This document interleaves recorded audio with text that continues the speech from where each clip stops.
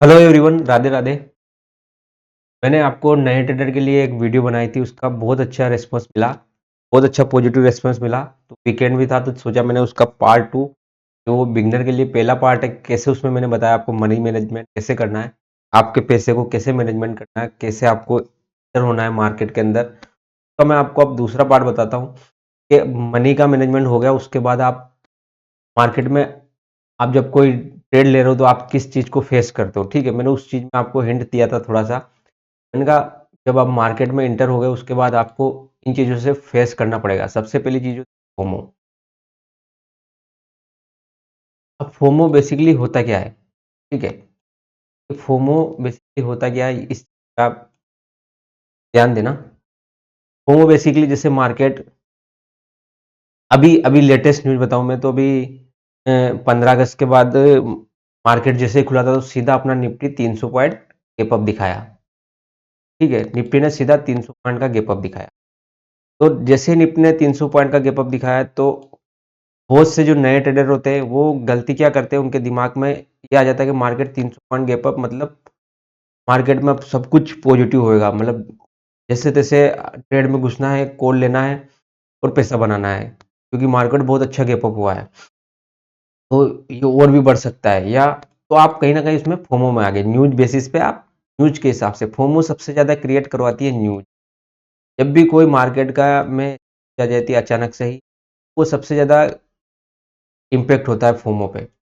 कोई भी न्यूज आ गई, पॉजिटिव न्यूज आ गई, तो मार्केट में बायस पूरा ऐसा बन जाता है कि कॉल खरीदनी है तो समय नए ट्रेडर आ जाते हैं फोमो में। उस समय वो नए ट्रेडर लेवल नहीं देखते हैं कि मार्केट को हमको कहाँ लेना है, जिससे देखते हैं कि यार 300 पॉइंट गैप अप हो गया, कहीं अब अपना छूट नहीं जाए और या फिर मेरा मिस हो गया, तो वो उस चक्कर में फोमो में एंट्री बना लेते हैं।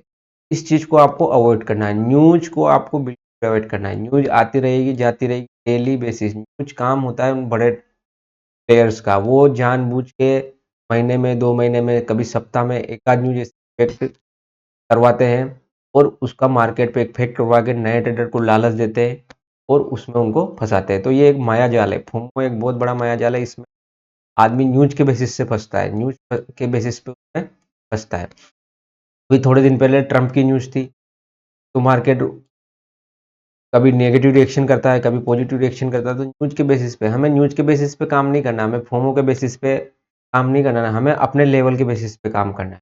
मार्केट चाहे कितना ही बड़ा गैप अप हो जाए या गैप डाउन हो जाए, हमें पे बिल्कुल भी फोमो में नहीं आना है कि हमें मार्केट गैप अप हो गया अब तो नीचे ऊपर जाएगा ही जाएगा, या गैप डाउन हो गया तो नीचे जाएगा ही जाएगा, नहीं।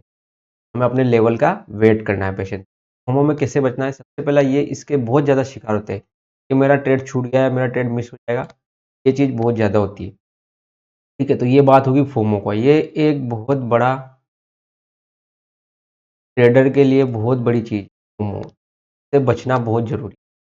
दूसरी चीज़ मैं बताता हूँ आपको, दूसरी चीज़ होती है रिग्रेट। अब रिग्रेट कैसे होता है मार्केट में, ये मैं आपको दिखा। ठीक है, सपोज करो हमने कोई ट्रेड लिया, निफ्टी का हमने कोई ट्रेड लिया, हमें यहाँ सेटअप लग रहा था, निफ्टी का हमने ट्रेड लिया, निफ्टी का हमने ट्रेड लिया कि हमने 135 रुपये पे निफ्टी बाई किया, 135 रुपये में निफ्टी बाई किया, खोल या पुट जो भी अपना सेटअप था उसके हिसाब से। अब अपना ट्रेड, अपना टारगेट लगभग था उसका, जो भी अपन ने सेट करके रखा था कि यार लगभग इसका टारगेट 165-70 आएगा। ठीक है, ये अपना निफ्टी का ट्रेड हो गया और अपना इसका टारगेट ये था, ये अपना इसका फाइनल टारगेट था कि लगभग लगभग अपना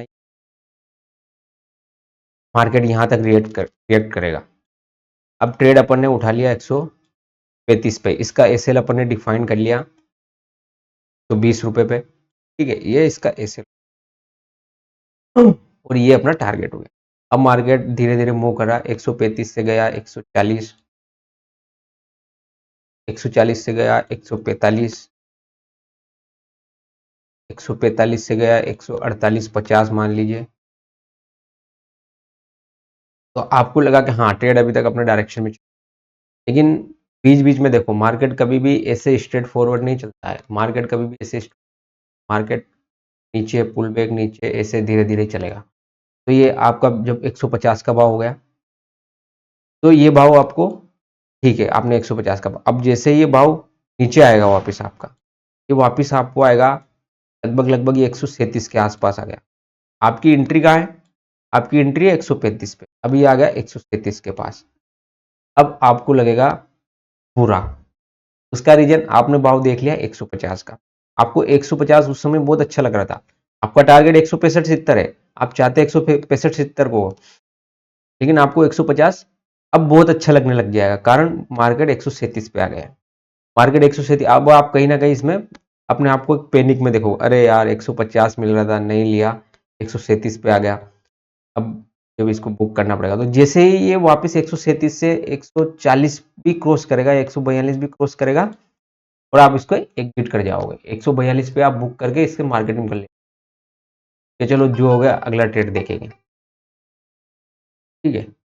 तो एक चीज ये होती है, आपको ऐसा नहीं करना है। मार्केट अगर आपका सेटअप सही है, आपकी एंट्री सही है, आपके लेवल सही है, तो आपको उसको वेट करना है।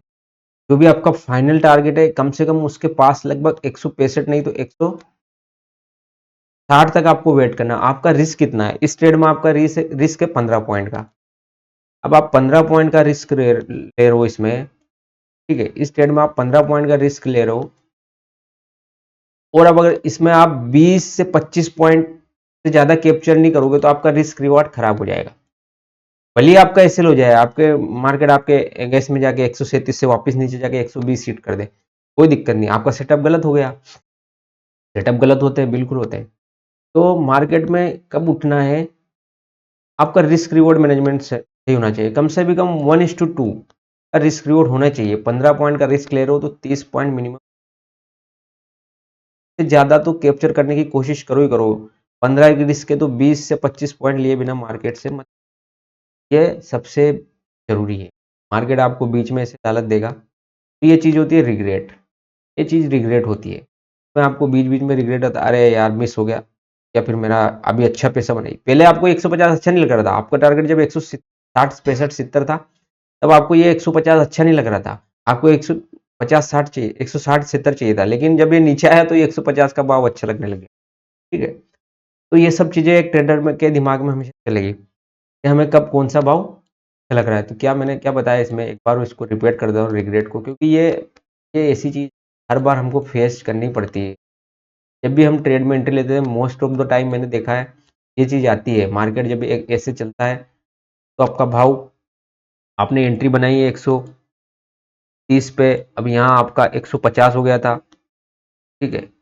अब वापस जब ये नीचे आया 140 पे, तो अब आपको 150 अच्छा लग रहा है, 140 आपके लिए अच्छा नहीं है। आप जैसे ये थोड़ा सा भी ऊपर जाएगा, यहीं कहीं 42 43 पे आप इसको एग्जिट कर दोगे, ये वापस 155 का हाई मारेगा, फिर वापस नीचे आएगा 145 पे, फिर आपका फाइनल टारगेट जो भी था 165-70, तब जाके उठा।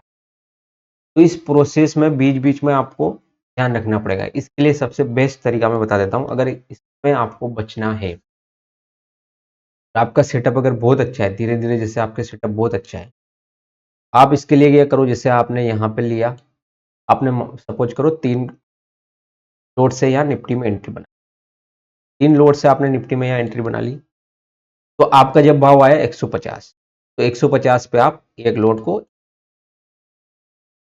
को आप यहाँ, एसएल आपका अभी सेट है, ठीक है, वापस नीचे आया कोई दिक्कत नहीं।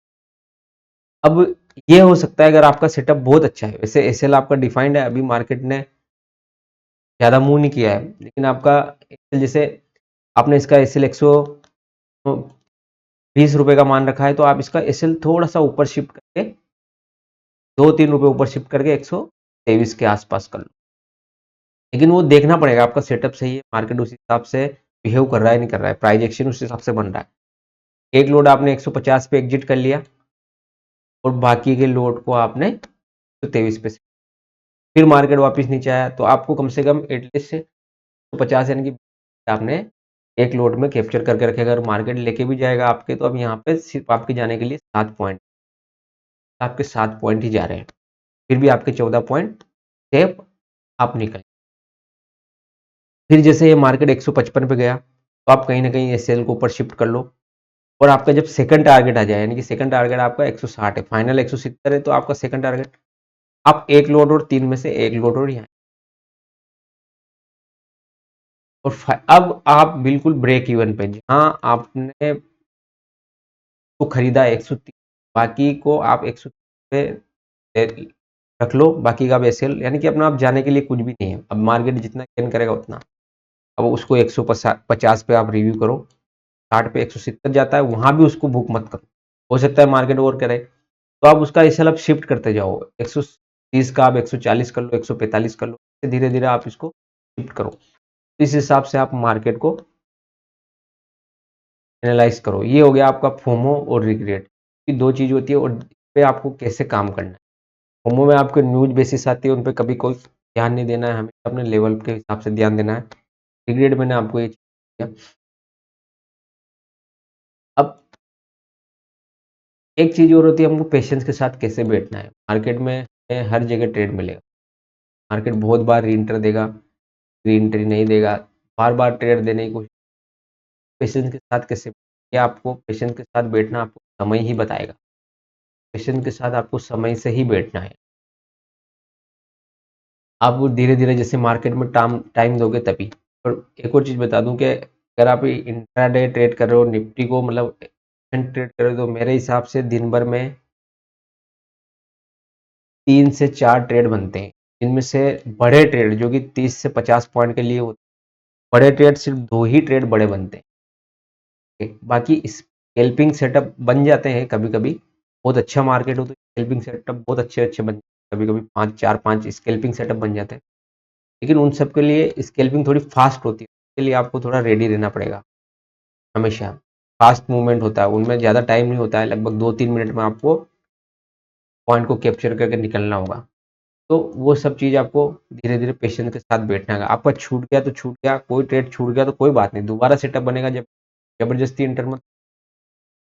यही है फोमो आपका। अगर कोई ट्रेड छूट गया, आप जैसे मार्केट में लेट आए, मैंने ही ग्रुप में कोई ट्रेड दिया था कि आपको इस भाव पे लेना है मार्केट में, अब आप लेट आए, ये मार्केट 132 या 135 पे चला गया, अब आपका छूट गया, आप देख रहे हो यार मिस हो गया, मिस हो, कोई बात नहीं, मिस हो गया, जब अगर दोबारा एंट्री बनती है या दोबारा आपका सेटअप पैदा है तभी मार्केट में इंटर, आप यहाँ भाव इंटर कर लोगे, आपका एसएल अभी भी इंटेक्ट है 102 रुपए के आसपास, तो वो एसएल आपका यहाँ पे बड़ा बनेगा।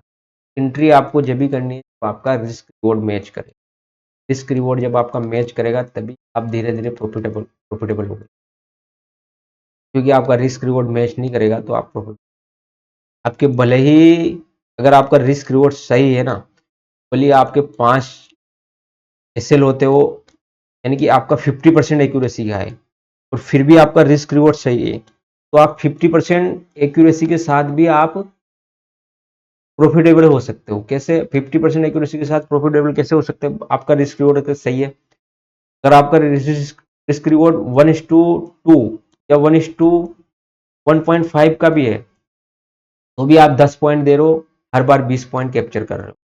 यहाँ पे 10 पॉइंट दे रहे हो, 15 पॉइंट हर बार कैप्चर कर रहे हो। 50% की एक्यूरेसी है, तो फिर भी आपने अगर 5 ट्रेड लिए, 5 में से आप 6 ट्रेड लिए, 6 में से 3 फेल हो गए, 3 गए, 3 में आपका 30 रुपए का सेल गया, और इसमें आपका 60 रुपए, 60 नहीं आया तो भी 50 रुपए, तो आपने 30 पॉइंट दिए या तो 50 या 60 पॉइंट लिए, तो भी आपका 50% में भी आप, लेकिन ऐसे लेना कंपल्सरी है, ठीक है, ऐसे लेना बहुत, आप ऐसे हिसाब से आप मार्केट में कभी ट्रेड मत करें, कितना भी बड़ा इम्पैक्ट आ जाएगा, ये चीज आपका एसएल ग्रेड में और फोमा में भी आएगा, कभी कभी होता है। जैसे मैं खुद अपनी बात करता हूँ, बहुत सी बार अपने ट्रेड दिया, भी 1 2 दिन से हुआ, पिछले अपना लगभग चले 127 रुपए का एसएल अपने लगा के कोई ट्रेड लिया है, और वो एसएल आपका लगभग लगभग 125 या 26, लगभग 1 या 2 पॉइंट से एसएल आपका हिट हो गया, 1 या 2 पॉइंट से आपका एसएल हिट हो गया। आप क्या सोच, अरे यार अब की बार एसएल ही नहीं लगाएंगे, मार्केट वाला बार बार अपने एसएल ले रहा है, फिर मार्केट 126 का हिट करके वापस अपने टारगेट की तरफ जा रहा है, 140 पहुंच गया, तो अब की बार अपन एसएल नहीं, ऐसा नहीं, एसएल हो गया तो हो गया। अगर आपको दोबारा एंट्री उसमें बन रही हो, आपके सेटअप में एंट्री दोबारा बन रही हो, तो ही दोबारा एंट्री लेनी है, अदरवाइज नहीं लेनी है, लेकिन एसएल देना जरूरी है। सेल नहीं दोगे मार्केट कभी-कभी सिस्टम पे सेल नहीं लगाओगे मार्केट एकदम से 27 से 117 ₹7 ऐसा जाएगा धड़ाम करके आप देखते रह जाओगे तो पूरा दिन का जो भी पैसा कमाया धमाया वो सब खराब हो जाएगा। तो ऐसे लेना बहुत ज़रूरी है, ठीक है? सब चीज़ें आपको देखनी पड़ेगी। ये सब चीज़ें साइकोलॉजी, फोमो, एक रिग्रेट ये सब चीज़ें साइकोलॉजी के अंदर आती है। धीरे-धीरे उनको आपको एक नए ट्रेडर को डेवलप करना पड़ेगा। तो इस चैनल से आप लगातार जुड़ जाइए, जो भी नए ट्रेडर हों, भी नए ट्रेडर हो उनको आप इस चैनल सब्सक्राइब करवा दीजिए। मेरे हर वीकेंड पे 1 से 2 वीडियो आपके लिए माइंडसेट के लिए, साइकोलॉजी के लिए, किस तरह से वर्क करती है उस पे बना दूँगा। मैंने आपको अभी 2 कांसेप्ट बताए। पहला कांसेप्ट मैंने आपको मनी मैनेजमेंट का बताया। मैंने कहा आपको कैसे अपने मनी को नए ट्रेडर को आपको मनी को मैनेजमेंट करना है। सबसे पहला कांसेप्ट अपन ने ये बताया, किस तरह से आपकी आपकी पूँजी को की मनी को सेव करना है और कैसे धीरे-धीरे आपको जर्नी स्टार्ट करनी है। दूसरा अपन ने थोड़ा-सा फोमो चैप्टर में आपने फोमो और रिग्रेट पेशेंस के बारे में बात की कि आपको कैसे फोमो कैसे ट्रेड करना है, ह्यूज बेसिस पे आपको कभी एंटर नहीं करना है, फोमो में आपको कभी एंट्री नहीं बनानी है और कैसे कोई ट्रेड आप प्लान कर रहे हो तो कैसे आपको वो मार्केट आपके ऊपर नीचे करता है तो आपका पेशेंस इम्बैलेंस होता है, हिसाब से कैसे आपको बैठना है। बस 2 चीज़ रखो, एक मशीन की तरह इसमें सोचो, मार्केट में एज ए मशीन की तरह सोचो। अगर आपके मनी का मैनेजमेंट सही है ना, तभी आप एक मशीन की तरह सोच पाओगे इसमें। एक मशीन की तरह सोचो कि मशीन में आपने कोई ट्रेड डाल दिया, अब मशीन 2 ही चीज़ सोचेगी, तो एसएल सोचेगी या टारगेट सोचेगी। मशीन को कोई फ़र्क नहीं पड़ता, बीच में मार्केट कितना अप डाउन कर रहा है, उसको कोई भी फ़र्क नहीं पड़ेगा।